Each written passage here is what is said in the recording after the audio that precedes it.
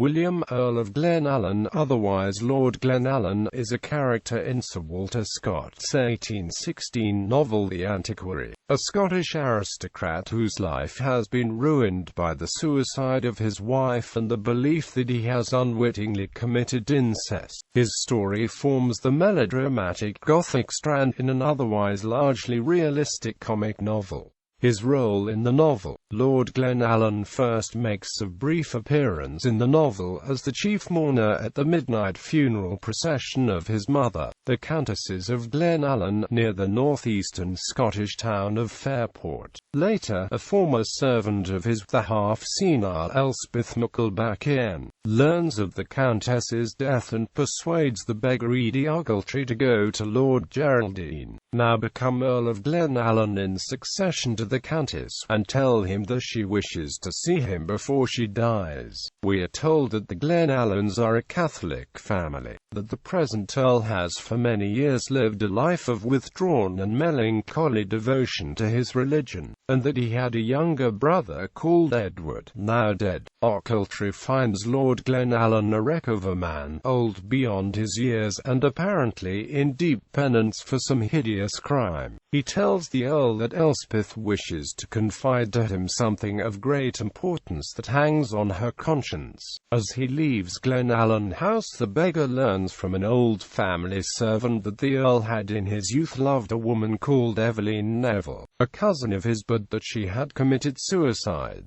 Glenallan responds to the summons by visiting the MacIlbacin cottage, and finds the whole family in mourning for Elspeth's drowned grandson, young Steenie MacIlbacin, who has been buried that day. Steenie's parents wish to deny him admittance, but Elspeth takes command and sends them out. She reminds Glenallan of the arrival in his life many years ago of Evelyn Neville, the young woman with whom he fell in love, and tells him that his mother opposed the marriage because the birth of any son to them would deprive her of her legal rights to the Glenallans' house and estate. She hoped to prevent such a match by telling him falsely that Evelyn was his own half-sister and not the cousin she claimed to be, but she was unaware that the two lovers had some months before married secretly. When Evelyn was told her husband was also her half-brother, she was so overcome by horror and despair that she threw herself from a cliff into the sea, but was recovered from the waves, and before dying gave birth to a premature baby. The whole business was hushed up, the baby was taken away, and Elspeth is unable to say what its fate was.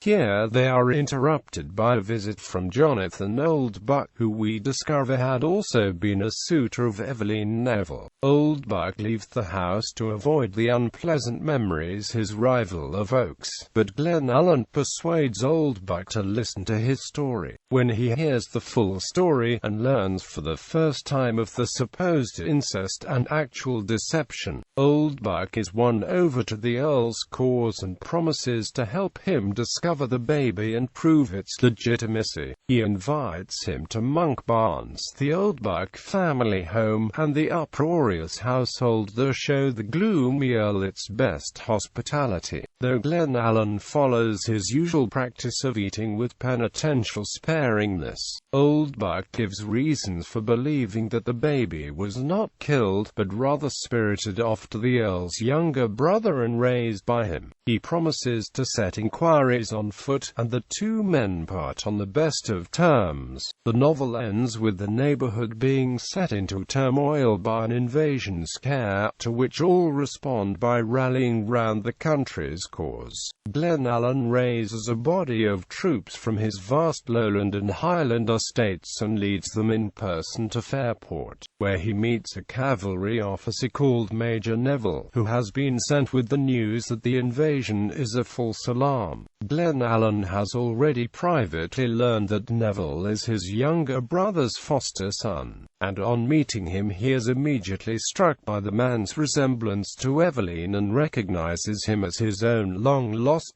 son. Character: Lord Glenallan is almost the only representative in the novel of the old feudal Scotland, now in the last stages of decline. His character is dominated by his sense of loss over the disappearance of his son. and by the all-consuming Catholic guilt he feels over his supposedly incestuous marriage, which leads him to a life of despondent penitence and which he has come to self-destructively embrace, though the finding of his son is the only redemption he can aspire to. He is emotionally incapacitated from taking any positive action toward that end, and when he finally recognizes Major Neville he cannot hope to resume any real life, but can only wait for death.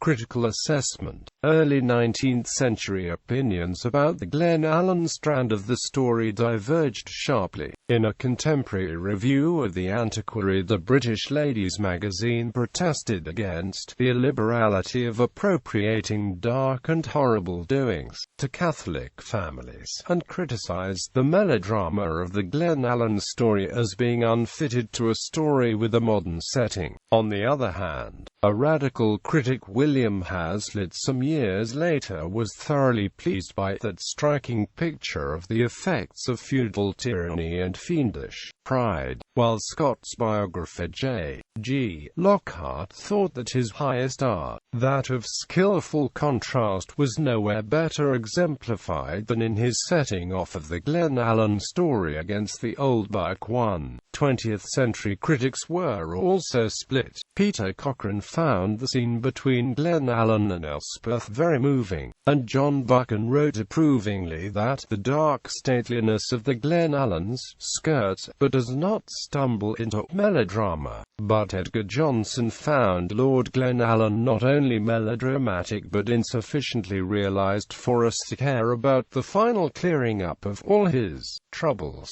and complained that though we are told he has learned greater wisdom we are not shown it. E.M. Forster thought the story of Glenallan and his long-lost son formed the main point of interest in the novel apart from the character of Old Buck, but H.J.C. Grierson preferred Edie Ogletree. A.N. Wilson thought the whole Glenallan strand unconvincing, its Gothic nature being incompatible with the rest of the novel, while David Datchers believed that it gives a sense of depth and implication to the action, without altering its essential atmosphere.